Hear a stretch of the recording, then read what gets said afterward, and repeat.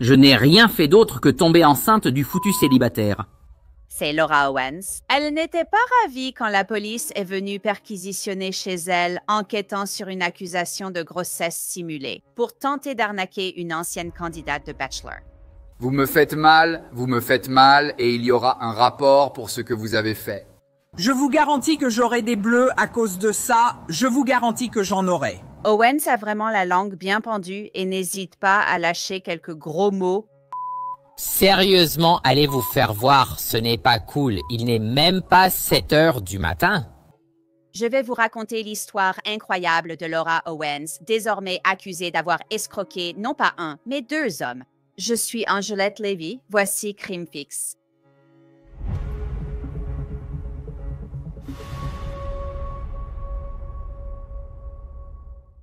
Laissez-moi vous dire, cette affaire est tout simplement incroyable. Ça me fait dire quoi?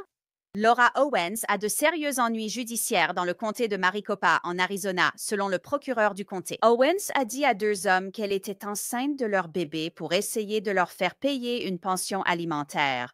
Mais devinez quoi? Le procureur affirme que tout cela était un mensonge. Un grand jury l'a désormais inculpé de 14 chefs d'accusation criminels, dont fraude, falsification et usurpation d'identité. Il y a en fait 4 victimes dans cette affaire, 4 hommes. Owens est désormais accusé pénalement concernant 2 hommes en Arizona. Plus tôt cette année, Owens a été inculpé pour avoir tenté d'escroquer l'ancien candidat de Bachelor, Clayton Echard. La justice est enfin rendue.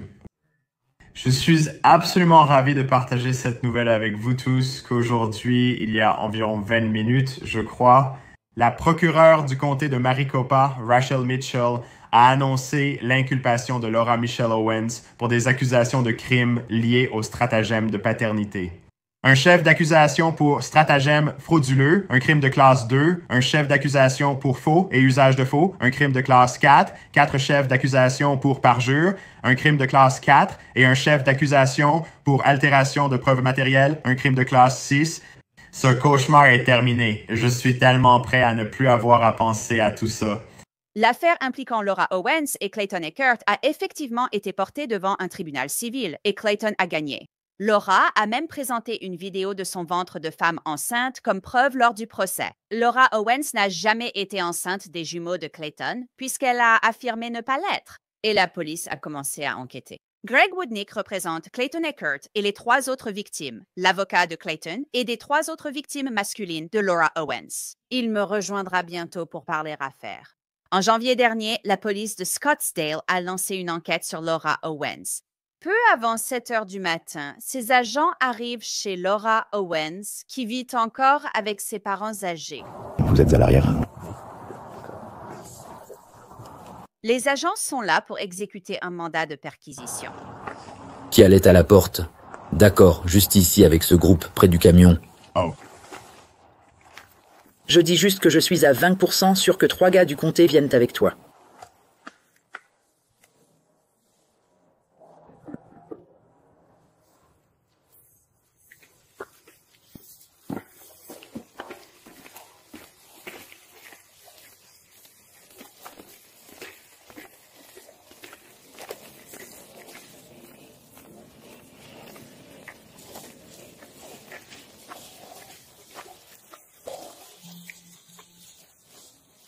Vérifie ce portail latéral.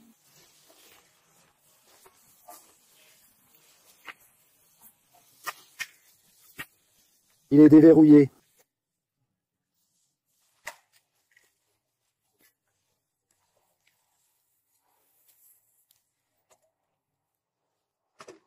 Je ne vois pas bien, il semble y avoir des poubelles. Une autre grille permet d'atteindre le garçon. D'accord, allons-y.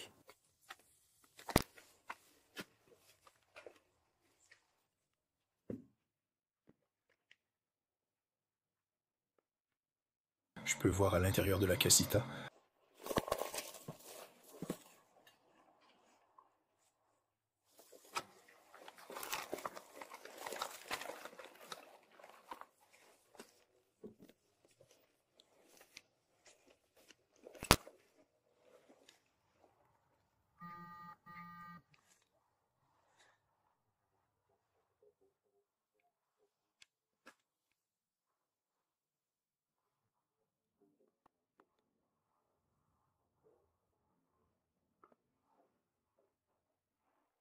Où ça mène? Gonasse?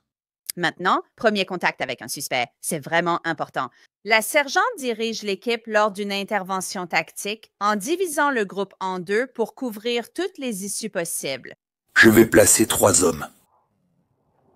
Juste au sud du côté sud de cette structure principale. 24 et moi allons nous déplacer plus au nord pour mieux voir.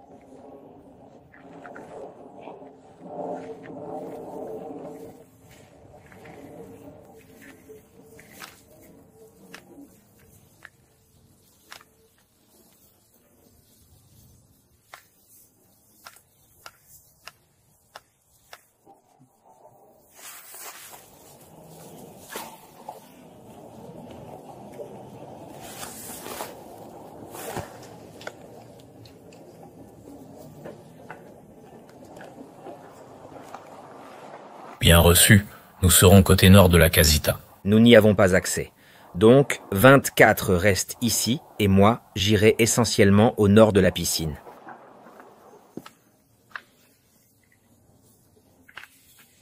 « 20 à 30. Prévenez-moi quand vous serez entrés, et nous nous déplacerons vers la Casita. » Il est très tôt le matin, le soleil n'est pas encore levé. Donc les flics, ils observent la maison de l'extérieur pour voir s'ils peuvent apercevoir Laura Owens à travers les fenêtres. Ah, elle est réveillée?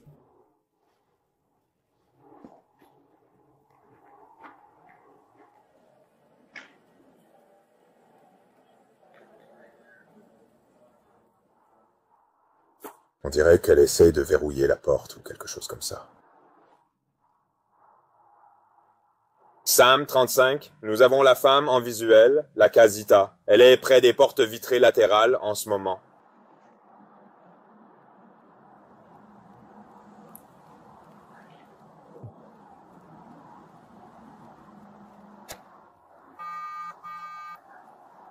Comment elle s'appelle déjà?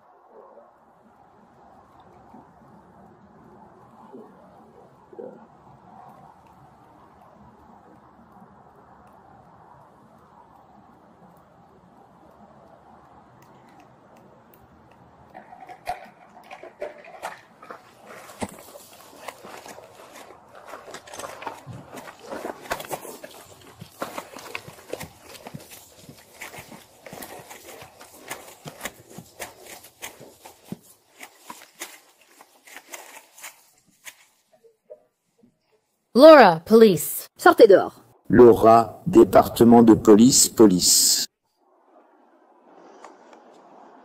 Nous sommes la police, Laura. C'est la police.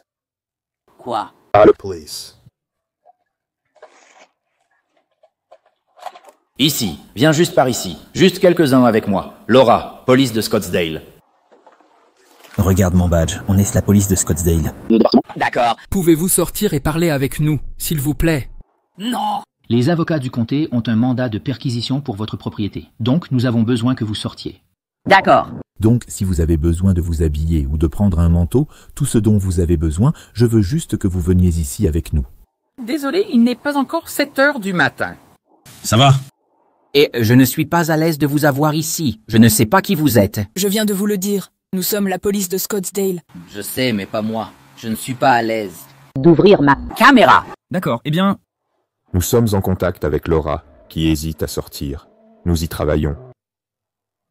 On m'a dit que la police viendrait pendant les heures de bureau. Puis-je appeler mon avocate? Je ne suis pas à l'aise. Vous pouvez appeler. Votre avocate, c'est bon. Je vais appeler mon avocate, d'accord. C'est bon, d'accord. D'accord.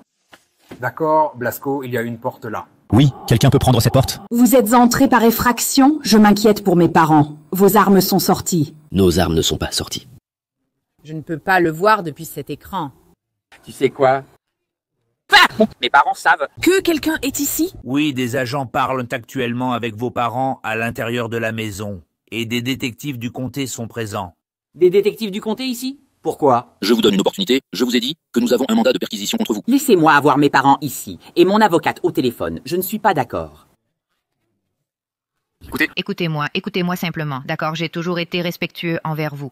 Non, il n'est même pas encore 7 heures du matin. Laissez-moi juste appeler mon avocate, d'accord? Vous pouvez appeler votre avocate. J'ai le droit d'appeler mon avocate.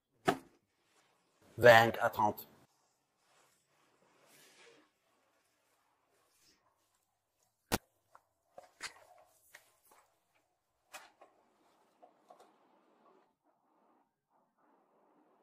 Ouais, il l'a préparé près de la porte là-bas. Je retourne là-bas. De l'autre côté de la piscine. Laura. Nous ne voulons pas casser ta porte. Elle appelle son avocat. J'appelle mon avocat au téléphone. Vous savez, nous avons l'autorité légale pour enfoncer votre porte. D'accord, d'accord. Êtes-vous David? Savez-vous ce qui se passe en ce moment? Je pourrais lui parler. Combien êtes-vous ici? Beaucoup. Ouvre la porte. Je peux juste... Nous allons couper l'écran et entrer. Si vous ne le faites pas... L'écran n'est même pas exceptionnel. Je suis avec mon avocate au téléphone, je la mets en ligne. Voici mon avocate, David Gingras. Mon avocate? David. Gingras. Je ne sais pas qui vous êtes, et il n'est même pas 7 heures. Peuvent-ils fouiller avant 7 heures du matin? La police est là. Laura, laisse-les faire. D'accord, très bien, je vais appeler si j'en ai besoin.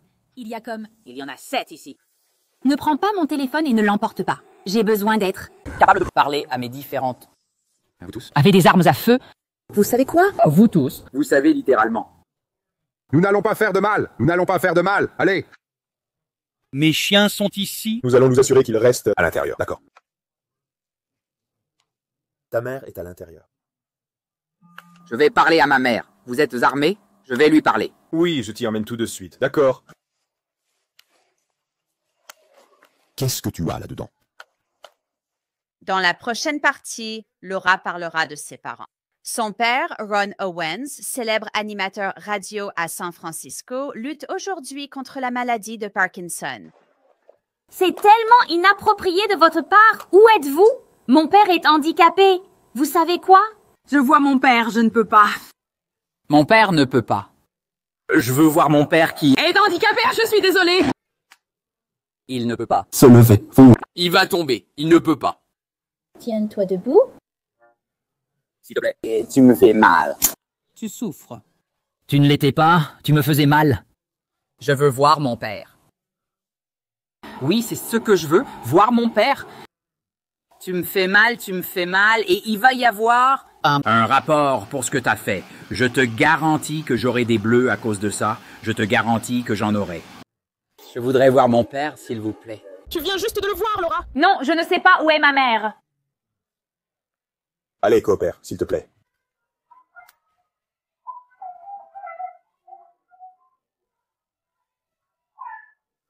C'est très inapproprié. Je lui ai demandé car j'ai dit que je ne... Ils étaient réels ou non? Je ne sais même pas vraiment s'ils ont tous braqué leurs armes sur moi. Je suis désolée, c'est comme ça.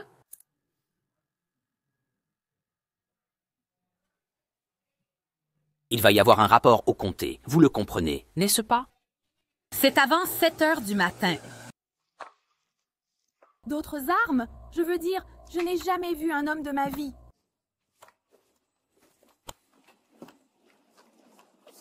Maintenant, une partie de l'équipe sort de la maison, mais le reste à l'intérieur, essayant de contenir Laura. Tu sais quoi?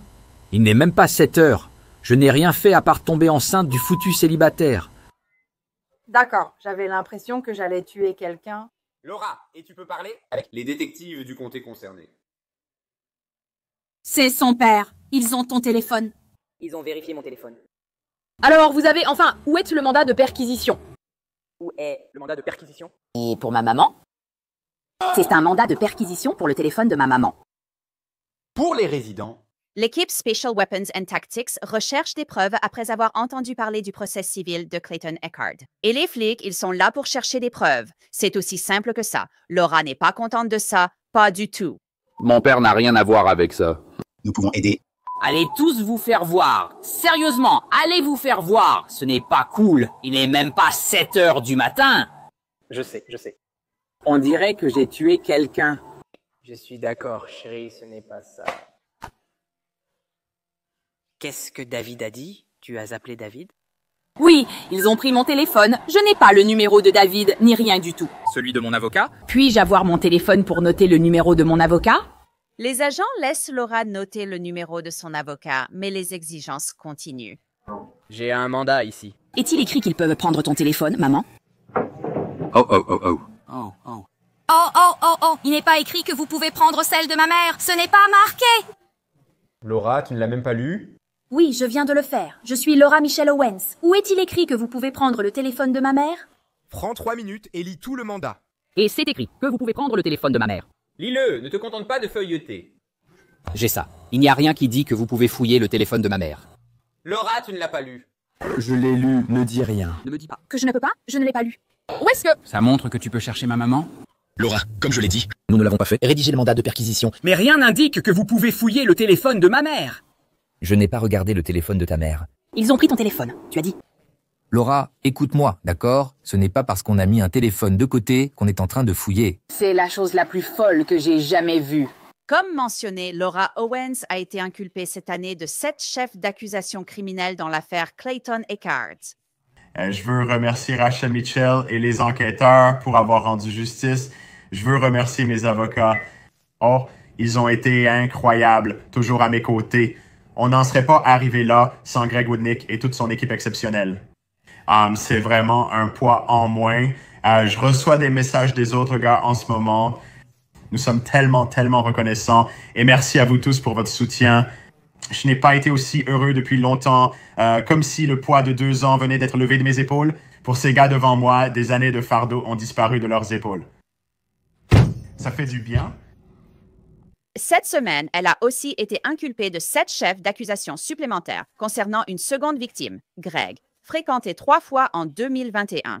Il y a aussi une victime à San Francisco nommée Mike Maracchini, dont nous allons parler très bientôt.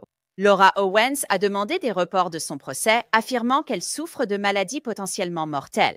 Mais la semaine dernière, une vidéo d'elle a été publiée sur le compte Instagram officiel Justice pour Clayton, la montrant en train de monter à cheval lors d'une compétition. Je voudrais donc faire intervenir Greg Woodnick. C'est un avocat en Arizona et il représente les victimes dans cette affaire. Et il y en a plusieurs. Alors Greg, j'aimerais avoir ton avis, ta réaction face aux accusations qui viennent d'être portées contre Laura Owens dans l'affaire de Greg, la deuxième victime dans cette affaire. Merci de m'avoir invité. Oui, c'est en fait la deuxième série d'accusations. La première série d'accusations concernait Clayton Eckhart, que vous connaissez peut-être. C'est l'un des candidats de Bachelor. Il était le genre de sous les projecteurs et le Bachelor. Et puis finalement, il a rencontré Laura et a eu une rencontre avec elle. Elle a affirmé qu'elle était enceinte de lui, de jumeaux, ce qui est impossible, puisqu'ils n'ont pas eu de relation sexuelle. Et finalement, cette affaire a été portée devant le tribunal. Et le juge ici, dans le comté de Maricopa, en Arizona, a tiré certaines conclusions, y compris, mais sans s'y limiter, le fait que Laura Owens avait commis un parjure devant le tribunal et présenté de fausses preuves. Elle avait falsifié des dossiers médicaux, dont une échographie. Elle a pris une image d'échographie provenant d'un véritable cabinet de radiologie réputé ici en ville et y a inséré ses propres informations biographiques. Et elle avait apparemment, je ne devrais pas dire apparemment, elle a fait la même chose dans l'affaire Greg, dont vous allez parler. Finalement, dans l'affaire Clayton, elle a été inculpée de 7 crimes. Et ensuite, apparemment, l'enquête n'était pas terminée parce qu'ils ont exécuté un mandat de perquisition dans sa petite maison à Scottsdale, où elle vit avec ses parents. Et ils ont dû trouver plus de preuves parce qu'ils ont fini par l'inculper aujourd'hui même pour 7 chefs d'accusation supplémentaires. D'après ce que j'ai lu, au moins la couverture de l'acte d'accusation, il apparaît que mon ancien client, Grégory, figure parmi les victimes de cet acte d'accusation supplémentaire. Oui, et je veux revenir à Clayton très rapidement. Bien sûr. Parce que toute cette histoire où elle essaye de dire à Clayton qu'elle est enceinte de ses jumeaux me paraît complètement folle, puisqu'ils n'ont jamais couché ensemble. Je veux dire, si tu veux arnaquer quelqu'un, tu penserais au moins avoir consommé une sorte de relation d'abord pour pouvoir vraiment être enceinte. Je risque d'offenser, mais elle et Clayton se sont rencontrés lors d'une affaire. Et tout cela, ce sont les témoignages. Donc, aussi choquant que cela puisse paraître, c'était le témoignage. Et elle a pratiqué une fellation à Clayton lors de leur rendez-vous. Ils n'ont pas eu de rapport sexuel vaginal. Et puis, quelques jours plus tard, elle affirmait être enceinte. Et peu après, elle disait être enceinte de jumeaux. L'histoire des jumeaux semble être un thème récurrent parce elle a fait ça avec Greg et elle l'a fait avec au moins une autre victime parce qu'il y en a 4. Donc, elle fait ça à Clayton. Tu vois, et ça, c'est juste après sa participation à l'émission Le Bachelor, tu vois? Alors, passons à Greg maintenant. Elle est donc sortie 3 fois avec Greg. Et puis Greg lui dit, « Tu sais quoi, je ne sais pas trop pour toi.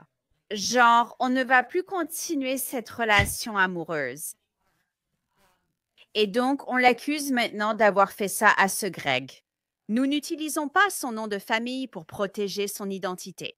Je veux dire, donc nous en avons 2 maintenant et il y a plus de 2 victimes parce qu'il y a des informations sur Internet selon lesquelles il y a d'autres victimes. Donc, quelle est votre réaction à cette 2e inculpation maintenant? Parce que, je veux dire, elle est vraiment dans de beaux draps. Oui, quelle est l'expression? C'est jouer avec le feu et se brûler. Non, on lui a laissé la chance de sortir du chaos et de régler ça avec Clayton, mais elle ne l'a pas fait. L'affaire a été jugée, elle a témoigné et a été surprise en train de mentir. Et ensuite, tout s'est enchaîné. L'affaire précédente impliquant Greg, à laquelle j'ai évidemment participé, comportait aussi une fraude à la grossesse et des documents falsifiés. Et puis, au fil du temps, nous avons trouvé un autre homme qui s'appelle Mike, qui venait justement de faire la une des journaux dans la région de la baie à San Francisco. Et devine quoi? Faux dossiers médicaux. Dans ce cas, elle a simulé un cancer de l'ovaire et une ovariectomie. Elle a prétendu avoir subi une opération pour retirer un de ses ovaires et qu'elle ne pouvait pas tomber enceinte.